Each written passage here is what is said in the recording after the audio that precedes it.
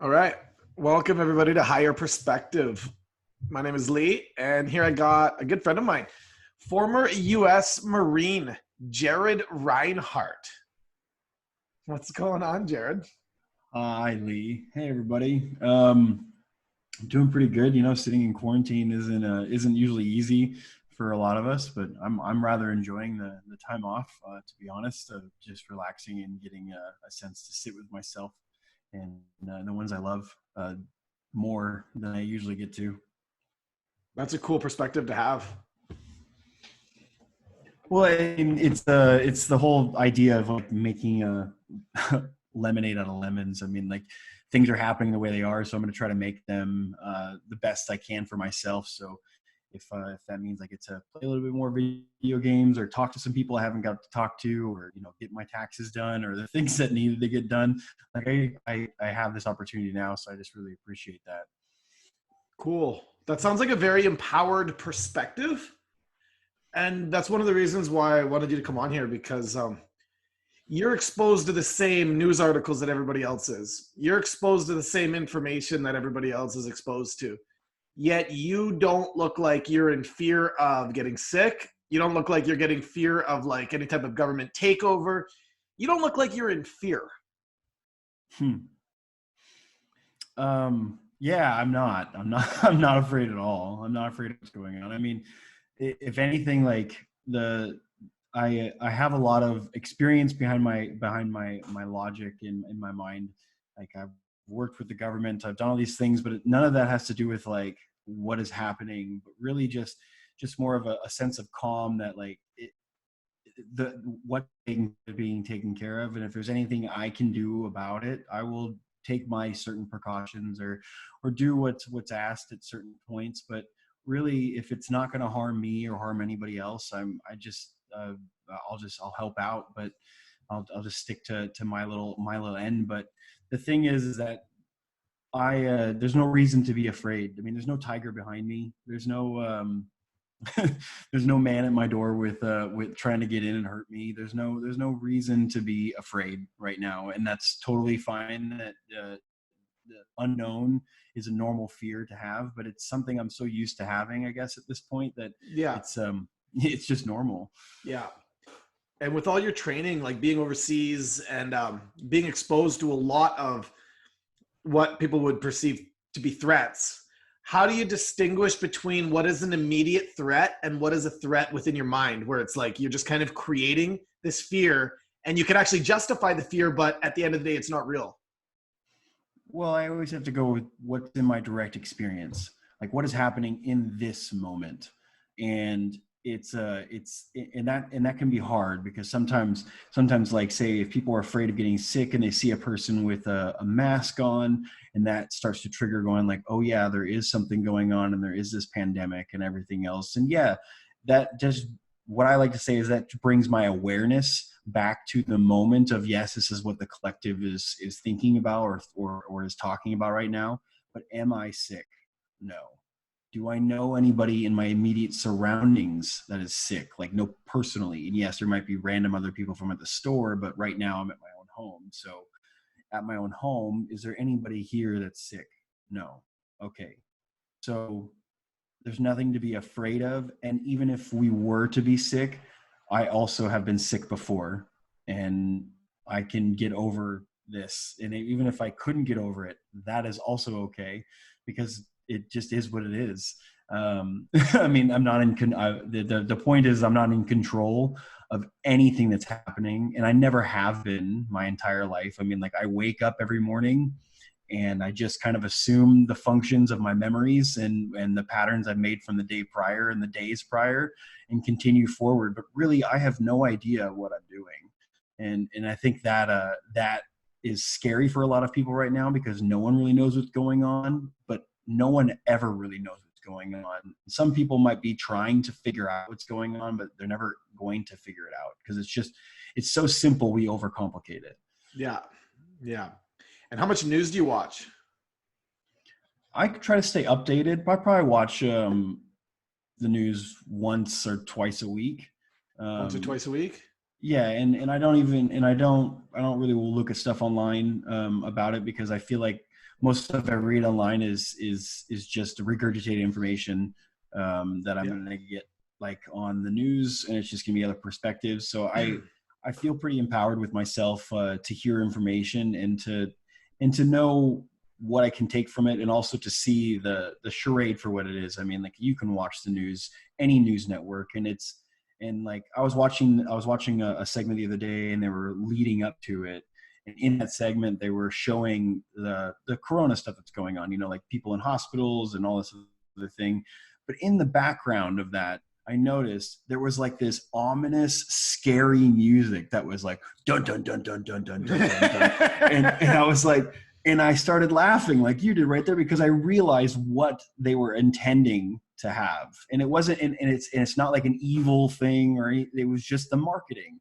They're trying to get you more into the story for you to personalize with it. And music and all that stuff has a lot to do with that. And if you make intense, scary music, you're probably going to feel a little scared, and you're going to feel this. But think about if you're watching this all the time and you're getting so invested in this story, it's only going to produce more fear. So it's not like the media is trying to keep us afraid. It's just a marketing tactic. And I mean, like, it's just how it works, and we're a Yeah. capitalist society.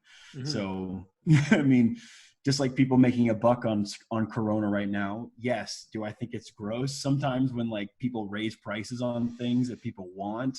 Yeah, I think it's gross, but that's capitalism. I mean, like, that is what American culture is completely supposed to be based on.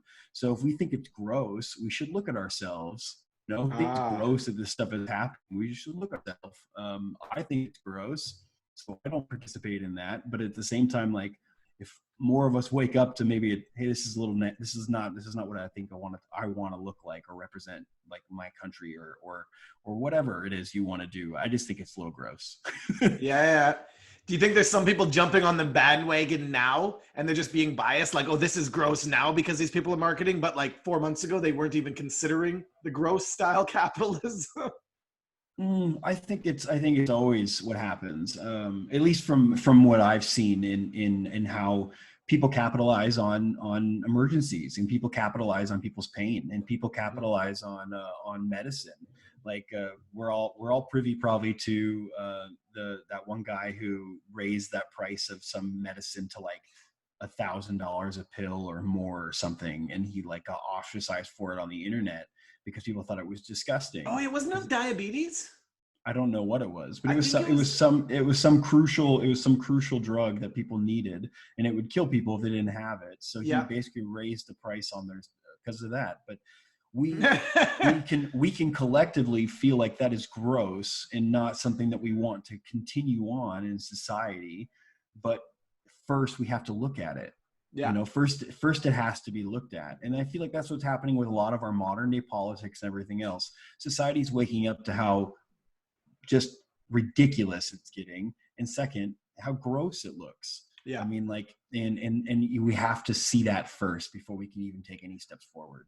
When you say we have to see that, are you saying we have to see it from an objectional standpoint, like unjudged? I think we have to see it in ourselves and then sit with that. Ooh. Okay, could you elaborate on that for like somebody watching who doesn't understand what that means? I understand the depth of what you're saying, but can you break that down?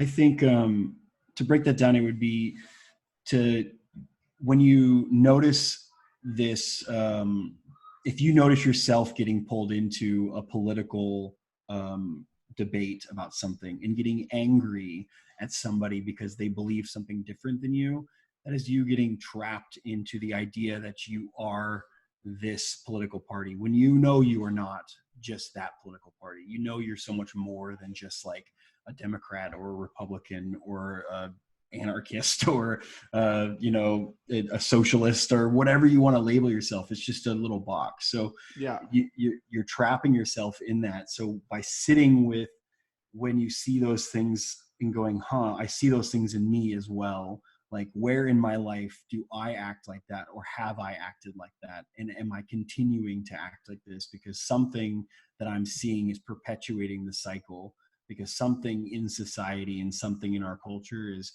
making this okay? And it's not about pointing at everyone else and saying what they're doing is wrong. It's pointing at yourself and saying what I have done in the past has not always been right. And I need to learn to be okay with that and let that go and not allow myself to move forward until I do sit with this emotion and learn to love it. Yeah, that makes So, sense. in a nutshell, it just, you got to learn to see it for what it is, accept it for what it is, and then we can move past it. Because as soon as if we keep saying, well, I don't want to look at it, and it's a problem that needs to get fixed. It's not a problem that needs to get fixed. It's just something that's happening.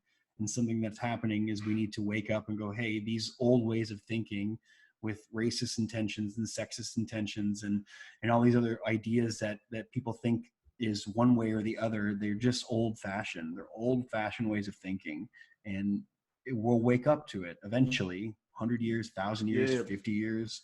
Okay, so let's say I believe something, right? I express my truth of this belief I have, either a political belief, a religious belief, whatever it is, that pisses you off. You have a different belief. Now you're fired up. You caught yourself getting mad at me. What's your next move based on the advice you're giving? What's your next step with that? You just caught yourself. You know that you're pissed off at me. You want to yell at me. You want to hit me. You want to freak out on me because I expressed what I feel to be true. Well, I guess in that hypothetical, my practice normally is to get very quiet and to listen to my thoughts and try to be very specific on which thought I allow to come out of my mouth next. And then a lot of times those thoughts that I choose are not the best ones for the case, but I try to, if I can get myself to get to a point of calm, I'll realize again that I too have gotten caught up in this idea that I'm this or that, or their beliefs are wrong and mine are right, when really beliefs are just that, just somebody else's individual idea of their reality. So someone else could be experiencing something completely different in their life, which helps them to resonate with this societal way of thinking, calling themselves a liberal. Or someone on this side could say, I'm a Republican because of other things in their life, such as ways of living, people they were like their families, their friends, all this kind of stuff comes into different play. And then everyone thinks they're right. And the funny thing is nobody's right and nobody's wrong. It's just, there's something happening. And really what's happening is you're getting caught up in an illusion. And I'm getting off my train of thought. So if I was in that process, I would get really quiet, and then I would think to myself, and like I said, I would choose those words I would pick very carefully, and then I would slowly allow myself to accept this person for who they are, and feel like there is no need for me, because if we are arguing, that means that no one can hear each other. So there's no need for me to continue to argue. So I need to listen. Why does that mean no one can hear each other? Because we're more focused. For me, when I'm arguing, I'm more focused on getting my next point out and making sure that person is basically loses the verbal discussion. And what I mean by loses means stops talking and agrees, basically just comes to the decision that they agree with me. And that's what I feel like comes from an argument, is saying that I am right. Not a discussion, because you can have heated discussions, but arguments are, I'm right, you're wrong, and we're going to argue until one of us submits saying that, yes, you were right and I'm wrong. And this is in these simple, easy arguments that we have about this can lead to so many different things, such as violence or stress or depression or anything, when really it's just a state of mind saying that, like, I'm right. So I try to remind myself on that topic. I try to remind myself as well when I begin to listen to the person, is that, like, I am not always right. I am so many times that I am wrong every day. And I have to remind myself that, again, like we talked about from the beginning of this call, I don't know what's going on. I don't. I just assume that I know what's going on from my previous ideas and memories and stuff, but I really have no idea what is happening. Like this thing we call life is a mystery to all of us. We're just kind of living it and doing the dance. Yeah. Now, just before we break off, I'm curious your perspective on this, because I've noticed mainly on social media, someone will express their view. Somebody else will disagree, but the wording they use, they're calling that person dangerous for expressing their opinion, for sharing a video, for, you know what I mean? Sharing something. I'll notice people will comment and say, your views are dangerous to others. Now, what are your thoughts on that, based on just who you are as a human being? Like, you've been overseas, you've been trained for real danger. Like, what is danger? Because is that dangerous that people are expressing their views that might be wrong? Well, you can fight and kill and train to fight people all the time, and get really good at it. But beliefs and words and all that, they can live forever. You can't fight a belief structure. When I was training to go over to Afghanistan, when I was in the Marine Corps, we would talk about the Taliban a lot, and we would talk about that every time that we would kill a Taliban soldier, if they had like sons that were alive, it only created more of the same thing later, because like we killed their dad, they're angry at us, so it just creates more hate for us later. So it's just, we're just creating this cycle. Oh, so that must have been weird to know that while being a part of it. Well, and yeah, I don't know if it was weird. Maybe we kind of mused about it because it's just kind of how. Yeah, you're young. Is that grunt mentality of like, dark humor and But now I look at that, with a little more depth and go, wow, like how much more did this create, or how much did it really destroy, or any of those things? I mean, like most people who probably go through like, what was the point of all of this? Yeah. A lot of people come out and say, what the hell was that? And these are people that have been to war. These are people that have done real training. These are people that have experienced real threats at them. And there's a lot of people that don't understand what a real threat is. And they're considering this virus a threat. And a lot of people are even looking at certain agendas right now as immediate threats, when you might feel otherwise, because you look really calm and relaxed. And this is why I'm asking you these questions. Like, what is an immediate threat? Like, what?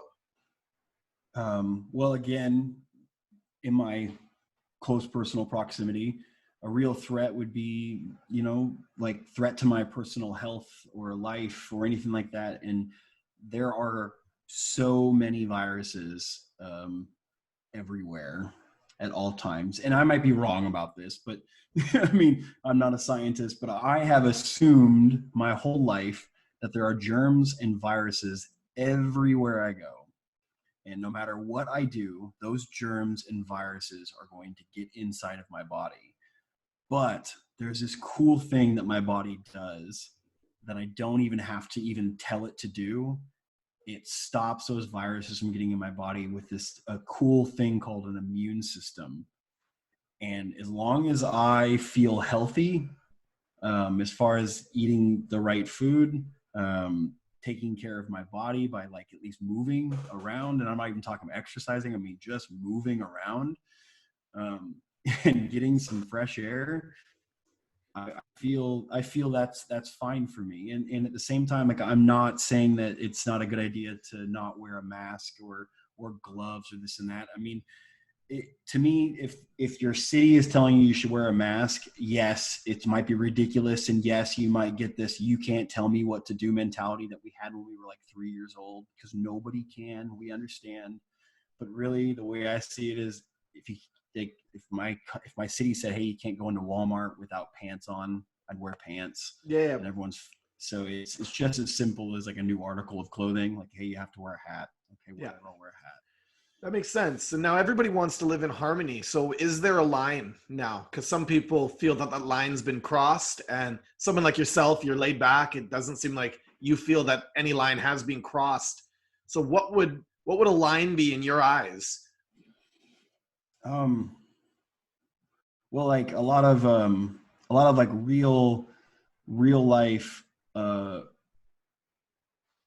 prosecution, not prosecution, but just like hurt happening to people on a mass scale. Like if For someone got instance, shot in the like, head for going outside. yes, like if there wasn't people getting like fined and like cops not really knowing what they're doing and fumbling with their words because all this stuff is like weird for people and no one knows what to do with it. And if like people, if there was like rioting in the streets and then everyone was getting shot up by this crazy new military force that we never seen before, and they were going house to house and people were getting put into like carts and stuff, like they always want you to be scared about the internet, basically reliving the 1940s in Europe. Like if I were to see things like that, and I know it starts slow, like I'm no dummy. I'm very intelligent when it comes to the history of things. I used to be very much into prepping and making sure that I was prepared for things like a government takeover. And yes, this smells of all of those things, except for one crucial element. Like, what are they trying to control? Like, if you think that you're not under control right now and you are sitting in your house because they've told you to sit in your house and do quarantine, what are they trying to control? We're already being controlled. We're already complying. I wouldn't even say being controlled. We're already complying. So why even, if like, why go any further? Like, what are they trying to do? Yeah. Like, and then usually if you can answer that question, it usually gets really weird. And what I mean by that, it's like, it's just the perspective of the internet gets really weird at that point. It can go all different multitudes of directions, from alien species to anything other than human, anything other than just being Well, human it's and it, like I, doing human things. It goes yeah. somewhere else. Like they always, it's some spiritual thing. It's some this. It's not just humans playing a human game. It makes sense though, because where could it go? Well, that's up to the imagination. Yeah. And And then the that's where imagine, you're and I talking about hate to say alien, this, spiritual, and all yeah, this and crazy I hate to stuff. say Because this, but the imagination is just all bullshit. It's all yeah, lies. It's just the mind, and it's a beautiful, wonderful thing that sends us on amazing travels in space and everything else when we put it to, our brain to create things, because it has to start somewhere. But it's still, in the beginning, it's all bullshit. yeah, It's yeah, and so like getting trapped in that is how people get into loops of suicide and depression and whatnot. It's the mind makes things feel so real and so scary and so terrifying, when really the sun's shining, the birds are singing, like everything's fine, it's okay. It's just about getting back to the moment. It's really what it comes down to. And if you're, even with panic attacks, like the panic attacks I've had in my life, it was just about getting my breathing back to where it needed to be and understanding that I was okay, even though in my mind I thought I was going to die. Even in my mind I thought I was having a heart attack. In my mind I thought the world was coming in on me. And yeah, I'm breathing and I'm breathing and I'm breathing, but all I know is I just got to get my breathing right. And if I get my breathing right, then everything's okay. But the funny thing is my breathing is fine. Everything was working okay. And I knew that it would pass. It just breathe through it, breathe through it. And all that did was bring me back as solely to the exact moment that it could be. And the only thing I could focus on was my breathing. So it pulls me out. It pulled me out of those issues of having panic attacks. And I didn't have many, but there was a few. But the breathing techniques is really what it came down to. And all I had to do was just focus on my breathing. yeah, And to yeah. me, it's just a lesson for the mind when it comes to life. If you're running around and you're afraid of things, you have to ask yourself, is there anything in front of me to be afraid of? If there's not, okay. And then second, if you can't see it, like this corona thing, okay, is there anything I can do about it? Do those things. And then once those things are done, ask yourself again, is there anything I can do about it if these fears are still appearing? And if there's nothing, then do nothing. Then just sit with it and allow it to just run around, and eventually, I promise, it will pass. Hmm. Hmm. Are you afraid of death? I have my anxieties about dying, but I wouldn't say I'm afraid. Cool. What would you say to somebody who is? That it's okay to be afraid of death. Ooh. So it wouldn't be the fear of death that would be affecting them. It would be the how they react to that fear. Possibly. It depends. If they're in this state of dread because of the fear of death, then yeah, that's something that it's hard, but it's totally okay and totally normal. Like, and I said, I mean that. Like, and I say normal for that. I have experienced those moments of dread, and I have experienced those fears of death. So to me, if I've experienced it, and someone else is saying, "Hey, I'm experiencing this," I'm like, "Hey, so it must be normal. If two of us are having it, there must be like 4 or 5 or 10 or 50 or 1,000 or a million or 2 billion or whatever that are having the same emotional reaction to something, to the idea of death, which is also really super normal for humans and all life, to be born and then to die. It's just as normal as pooping. It's okay.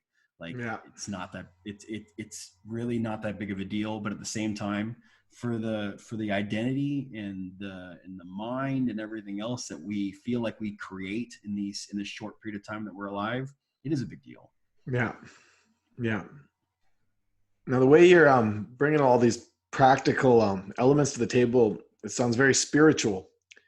And I know you've had some experiences in the Amazon jungle, working with ayahuasca, and now you're a part of Heroic Hearts Project. And this is a group of people that are helping veterans. Yeah. So Heroic Hearts Project is a nonprofit organization in the United States that sends veterans to ayahuasca retreats that are vetted and investigated and looked at to make sure that they're legitimate, good places to go. And then we send veterans down there to retreat centers for usually 2 weeks. And then they come back, and throughout that period, they're coached through an integration coach, usually me.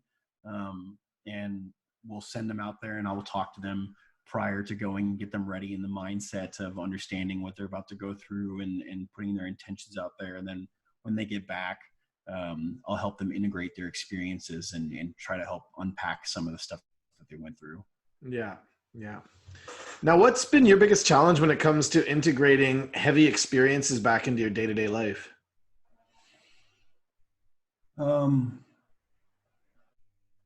maybe realizing that it might not ever get as heavy as it used to, in these in these moments of, like, when I'm getting really upset because I'm running out, like I got a new hole in my pants or something, and or I fly off the handle about something like monotonous that's going on.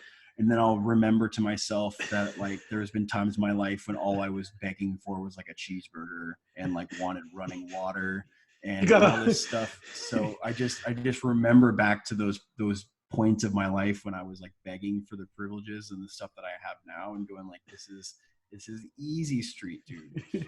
You got a hole in your pants, and now it's like, that's the new Taliban. Yeah, I guess. No, man, it's other stuff. It's like, my boss, I have a bad day at work, or my girlfriend nags me too much for the day and I get frustrated, or whatever, like the stuff that just the normal things that set me off. Like, it just, but set me off is so funny of a word to use now. For me, it's more of a, I'll snap, like I'll get snappy with my words and I'll laugh at myself. Like I'll really usually have a good laugh because I'll realize how ridiculous I just sounded, or how, like, why did I do that, or anything. Yeah. But yeah, I've done a lot of work in the Amazon with you, actually. This, I lived out there with you, and yeah, ayahuasca changed the whole trajectory of my life. Just like joining the military, it was one of those key points that put me in a different direction. Like, I wouldn't be here today if it wasn't for the military, and I wouldn't also be here today if it wasn't for ayahuasca. So it's cool. It's really interesting. It's such a contrast too, hey? Yeah, it's a great contrast in my mind. It's kind of a yin and yang. I've learned so much about myself. Well, I should say, I've learned so much about who I am not from both of these experiences in my life. Yeah. Yeah. No doubt.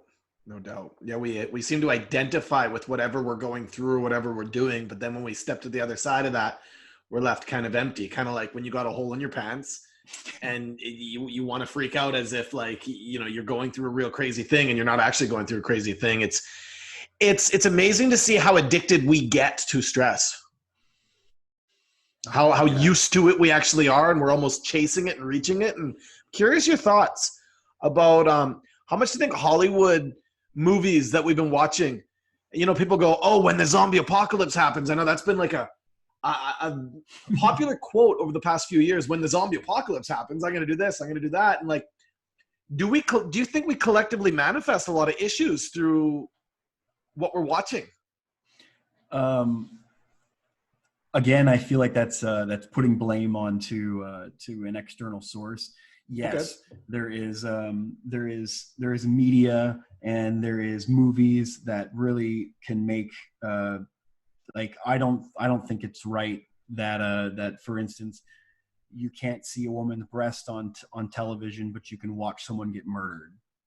Like that doesn't make any sense to me. Like so, because I mean, like, but that's this is a moral issue we're talking about. So I think that when it comes to the media and movies and all that are only projecting and putting out there what they think people, meaning the world, or what the consciousness of all beings wants to have produced. Ooh, or see. That sounds like marketing.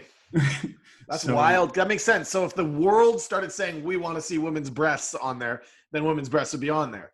But absolutely. The world wants to see death, according to what you see a lot of in the. And it's easy to say that no, the media put that on there first. We are only now just being seen. Now we don't have a choice, and that's not the case at all. Ooh, so this goes to anybody who's like pointing a finger now at the media, at TV, at all this stuff. This is just a reflection of what we want, because these people are making money. And if they're making money, then that means they're selling something. And if they're selling something, that means we're buying it. And if we're buying it, that means we're consuming it. And if we're consuming it, that means we have a huge interest in what's actually being put out there when it comes to the collective consciousness and what we're consuming. Yeah. And I'm not even saying like people should boycott things to make a change or this. I'm just saying, just look at what you're doing and be okay with it. Like, don't try to deny it. Don't try to hide it. Just accept it. Like, this is what I am doing.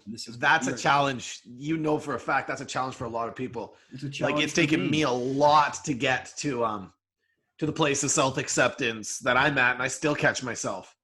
I still catch myself. Like a couple weeks ago, I was telling people to live in love, not fear. And like, that sounds like such an awesome, noble thing to do, until I realized that I was telling people to live in love out of a state of fear of what will happen if people live in fear. And then I seen that. It's like a dog chasing his tail. And then let's go even deeper. I started judging that. I'm like, oh, what an idiot. Why would I get myself caught up in that fear? And then I laughed at the paradox of that. And then diving deeper into that, it's like, oh, well, at least I'm going to try and choose love through fear. It's just total. When we're able to look at ourselves, we always see love.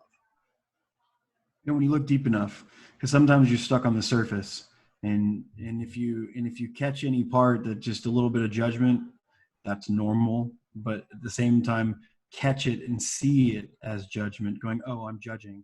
And then try not to judge yourself for judging, just like I've been angry at myself for being angry, or I've judged myself for judging others.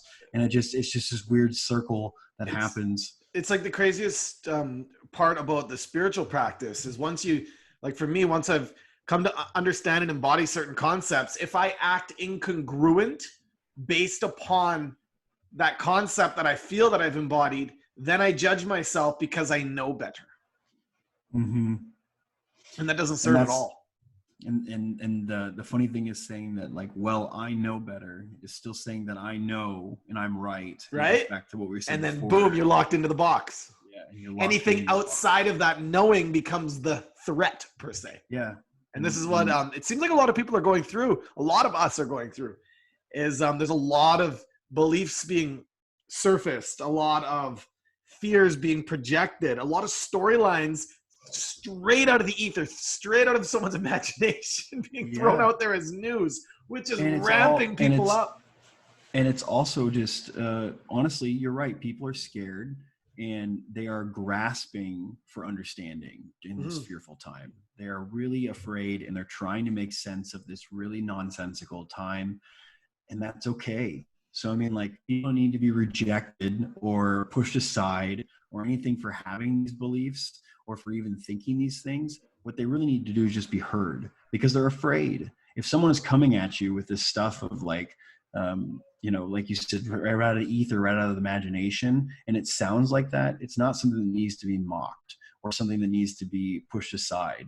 It's something that just needs to be heard, and that's it. Because these people are obviously showing you that they're afraid. Yeah. And that's what makes you a phenomenal integration coach, because you actually hear people out and you help them see through what they're going through. I try, but it's always a reflection back on me. I try to see what I'm going through, and I try to understand and be compassionate for what I'm going through at this moment. And it really comes into practice during those tough times when I'm being so hard on myself. I have this theory, and I think most people maybe will resonate. Maybe you will, Lee, is that what people get from us, whether it be love or hate or violence or any of these things, is just like 0.1% of what we give ourselves. So if you give yourself a lot of love, you're only going to be able to give 0.1% of that love to the people outside of you, because it's just a reflection. It's just the people outside of you. It's just the stuff that's out there. So if I'm also being angry with the world outside of me, I'm giving myself probably like 99% of that, you know, of that hate is going right to me. And then I'm giving 1% of it to the world. Just like if you're loving the world, and like, if I see someone who's really loving the world, I think to myself, like, man, that person is only giving 1% of the love that they have capable. And they know this, because 99% of it's going to them. And that's incredible, because you can see it. And those people are like Mother Teresa and, you know, Gandhi and all these other people that we put up on these spiritual or humble pedestals, in a sense. That's cool. That's really cool. So the best way to love the world is to love yourself. Yeah, there's no difference. You came from this world. You wouldn't be doing what you're doing now without the world being the way the world is. You wouldn't have any of the knowledge or any of the nothing. The way the world is has made you who you are. So if you can't love yourself, then you obviously can't love the world. Why did you want to get into the Marines? I have no idea. I thought you were going to tell me this story of like how I hated this and that, blah, blah, blah. I thought we were going to go somewhere with this. It could have been anything from like watching a cool movie or talking to somebody, but really it was, honestly, I was very little and I wanted to be a Marine since I could say the word Marine. I had no idea why. I just wanted to do it. That's cool. So I just did it, and that was the thing. I was like, this is what I want to do. Now the scary part for me was after I did the Marine Corps, I didn't know what to do, because like my childhood dream was to be a Marine, and now what? I had already done that. So now what? So you just wanted to do something your whole life. You did it. You had the experience, and you extracted what you needed to extract from that experience. Right now, people are sitting at home. A lot of people are at home. Everybody's got a bucket list. Right now, people are doing stuff with their time. And there's also people that are sitting around not doing stuff with their time, and they got a bucket list. How could somebody take action right now? And when I mean how, you're really good with resistance and how we kind of trick ourselves, right? And I'm not saying people should go be proactive, but if you want to be proactive and you realize you got all this time now, what should somebody expect in regards to resistance, and how could they actually move forth upon their plan to do what they want? Well, I mean, for me, it's interesting because if I want something to happen, I really try to sit with that, and then I let it go. What does it mean by sit with it? Break that down. What I sit with it, meaning I visualize it, I talk about it, I do, I'll think about it. And this will all be in the span of like, I don't know, an hour or so, maybe talk with somebody about it or this and that. And then I let it go. And I mean that fully. Like I try to forget about it. I don't want it anymore because it was just a cool thought. It was just a fun experiment. Yeah. Because if it's really meant for me, it will come to me. It will just happen. And so you let go of the expectations of it actually showing up. I let go of the whole thought. Yeah. I mean, like there could be no expectations if you don't even have the thought to hang on to. Well, that makes sense because it also naturally dissolves the anxiety of needing it, or the anxiety of it not showing up, or the potential disappointment of it not showing up. And without that shit, what you'll be able to do is actually embrace the moment as. Yeah, and then when if these things do show up, I'll remember in the moment, and I'll usually have a good laugh because I'll remember saying, "Oh, I wanted this. I don't remember why I wanted this, but here it is. I got it." And I live in an amazing country where I've been able to basically have what we call on the internet first world problems my whole life. So, hey man, a hole in your pants is not a first world. so wanting things and getting things all the time is just how it works. So I've just come to I'm now in a state of my life where it's like I don't really want a lot of stuff. I actually want to see what's going to happen next more than anything. So for instance, if I wanted to start a class of some sort, so let's say like a meditation martial arts class or something, and like I got really excited about it, but if I was meant to have it, just like in a time travel theory, if I was meant to have this, it would happen on its own. Yeah. I mean, like I would already be doing it. Like for instance, I would already be meditating and I would already be doing martial arts in it at the same time. And I would be doing this on my own, and I'd be doing it for fun, and I would be doing it for no other reason than I love it. And then suddenly someone would be like, "Hey man, can we do this thing together?" And I'd be like, "Cool." And then we would do it. And then another person comes, and before you know it, I'm doing a class.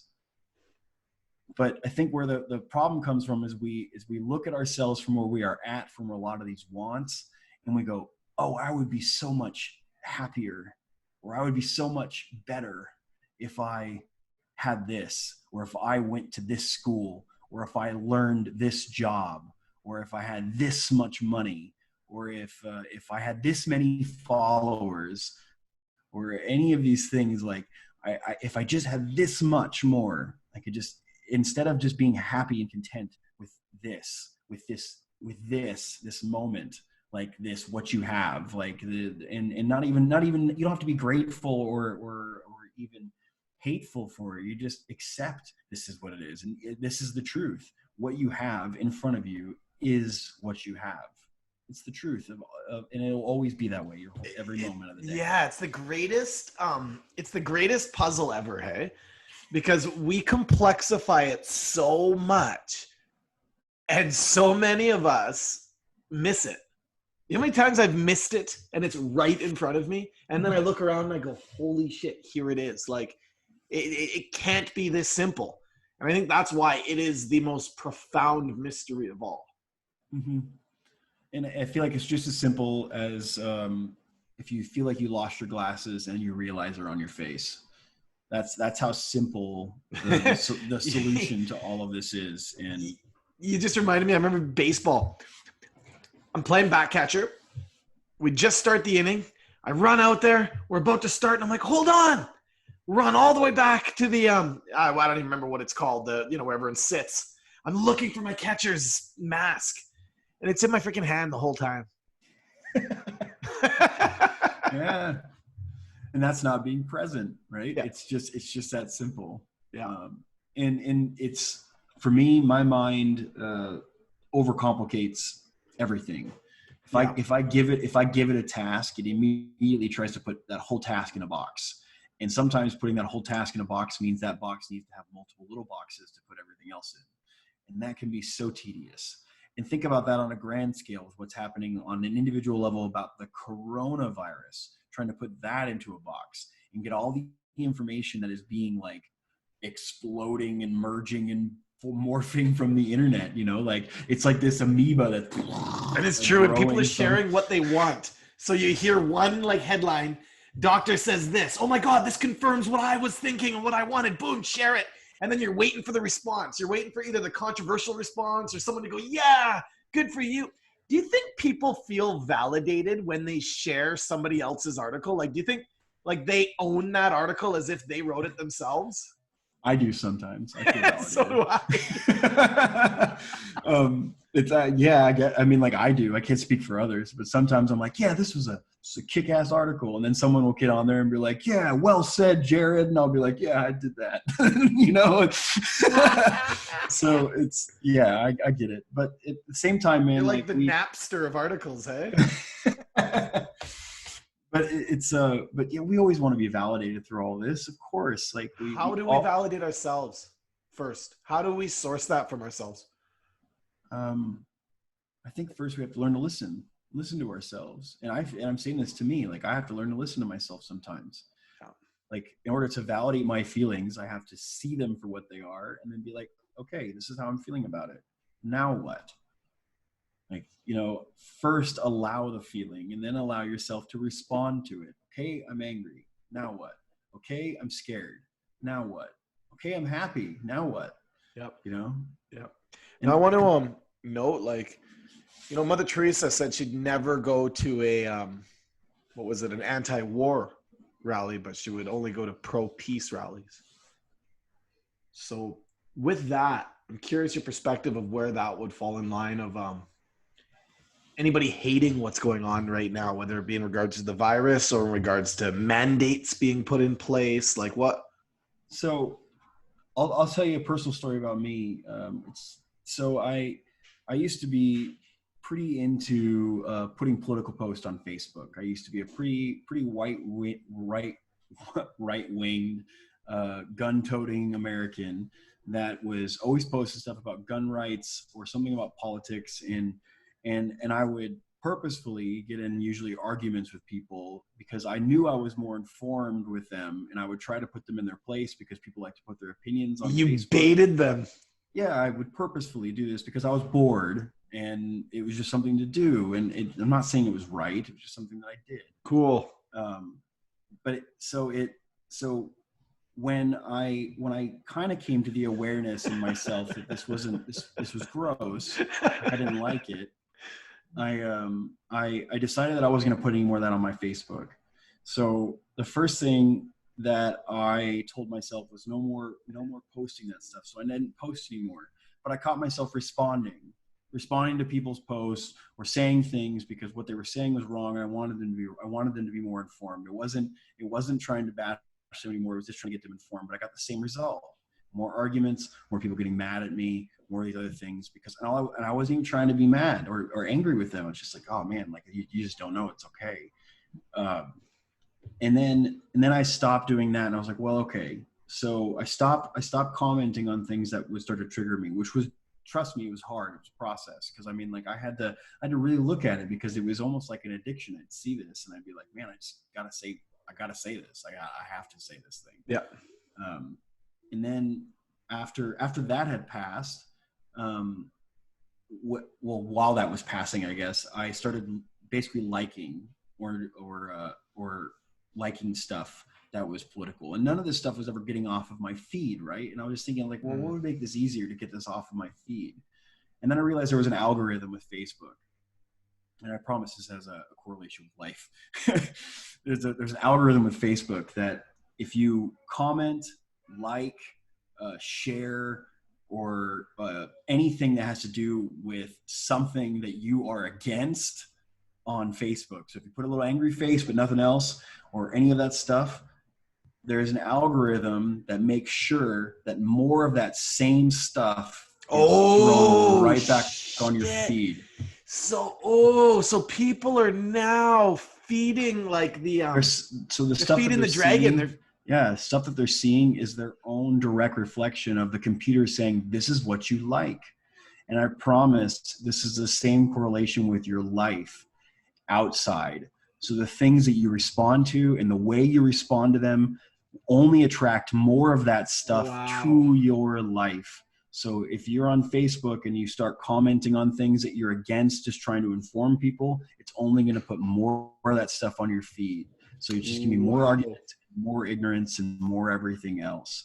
So what I started doing was just not commenting and scrolling, unfollowing. And then I unfollowed people that just wouldn't, it would fill up my feed anyways. I didn't unfriend them because I like them and I want to have conversations with them, but I unfollowed them. This is like, once again, see, first world problems that I've got to grow up with my whole life. We're talking about Facebook, but this was still a pretty profound thing for my life as well. Cause it's the same thing. Like I'm out in the real world and I'm talking with somebody, but they're giving me a political rant about something that I don't really agree with.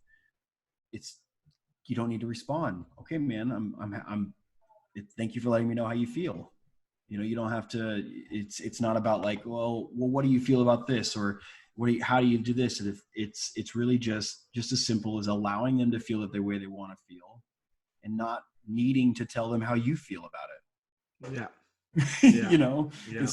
It's not about getting that person or the world to stop doing what it's doing. It's about you getting to the place of acceptance that this is just the world. If you're pissing me off, it has nothing to do with you. It has everything to do with the fact that I'm allowing myself to get pissed off. And if I work on that, I'm not only going to not be pissed off at you, I'm going to feel more empowered as a human being through that process. Yes, up to one word in that whole thing you said is I've been coming to realize now is that if I allow myself to feel this way, I don't even think it comes down to that. I think it just comes down to accepting that this moment, this is how I am feeling. Embrace that. So if I'm pissed off at you, okay, I'm pissed off at Jared. Yeah, but the thing is that you go just deeper. I am feeling angry. I'm feeling angry. At Jared.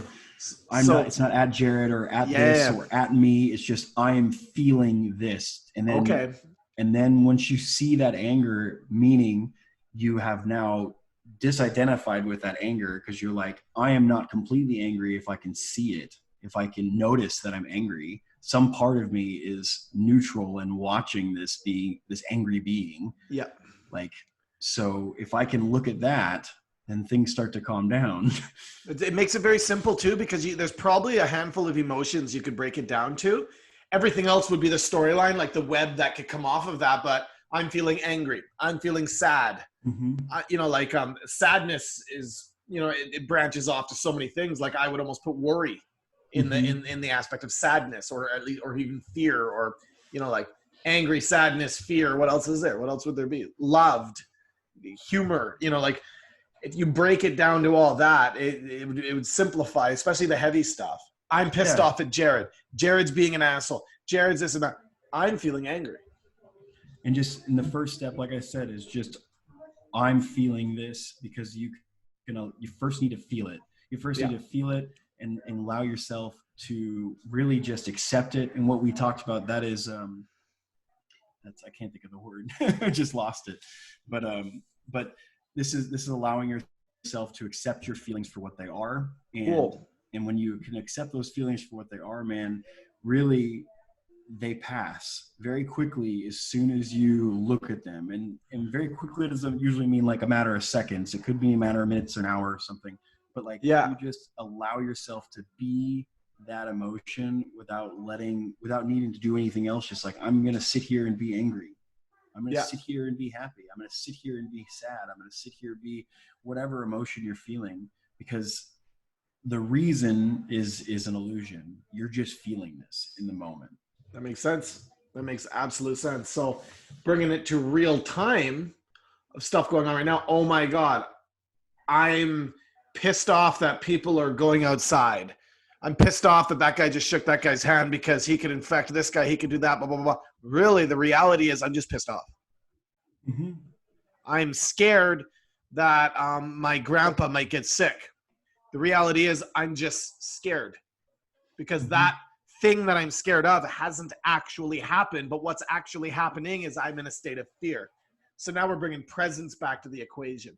I am mad at the government for telling me to be on lockdown, that I'm sitting in my house. Well, actually, all that really matters is that I'm mad. Yeah, I'm just feeling mad. I'm just feeling mad. Mhm. and And to everything me, else that I me, do. like emotions are weather, man. They're weather. They pass just as frequently and as often as weather does. So if you're like, I'm feeling mad, it could be only a matter of moments before you're feeling something else. If you're feeling happy, it could be only a matter of moments before you're feeling something else. So if Yeah. you just allow yourself to say, right now, I'm just afraid. I'm just afraid because I don't know what's going on, or whatever you want to say the because is, but just, I'm just afraid. And then sitting with that, just sitting with with acknowledging your emotion of being afraid, it loosens its grip on your mind. How long do you got to sit with your emotions before you know, oh, okay, this is loosened? Like, do you sit there for 10 hours? Do you sit there for 5 minutes? Do you sit there until it's gone, irregardless? Do you, like, at what point do you just go on with your day when you're in these emotions? Um, it's it's a rolling practice. So I might look at myself and say, I'm angry, and then I get mad at myself because I'm angry, because I'll notice, I'll be like, yep, I am angry. And then it just kind of loops. And then sometimes I'll sit quietly, honestly, for as long as it takes, for me just to allow myself to be in that emotion. Yeah. Because I know that in certain states of emotion, I am no good to anybody, including me. Which I, states? um, Usually depression, Yeah. anger, jealousy, Yeah. um, hateful, like if I'm feeling hateful or any Yeah. of those things, like I'm just not, or fearful sometimes, like being really fearful and panicky, that's no help to anybody. Yeah. It just makes the ones around you want to drop into that same emotion, because it's a natural for us as pack animals to look around, and if the herd is getting scared, so should you, because that means your body might be at risk. Totally natural, totally normal. But recognizing it as, oh, the herd's stirring, but we have this other part of the brain that we can go, okay, it's just the herd stirring. It's not, Mm, that I don't know what it is, I have to react and I have to respond. No, it's okay, it's just the herd stirring, it's fine. that's very powerful. That's very powerful. Well, thank you. Yeah. Yeah. Cool, man. If people want to contact you, how can they reach out? They can find me on jaredrinehart.com. I also have a Facebook, and you can also find me at heroicheartsproject.org. And now, if there's any veterans that are struggling right now, they can find you at those links. Yes, my website personally, jaredrinehart.com. That is that's the fastest way of getting a hold of me. The one with Heroic Hearts is more of an informational website about how to apply for the scholarships in order to go to Peru and drink ayahuasca. Cool. If there were three solid things you would want to leave anybody watching this with, what would it be?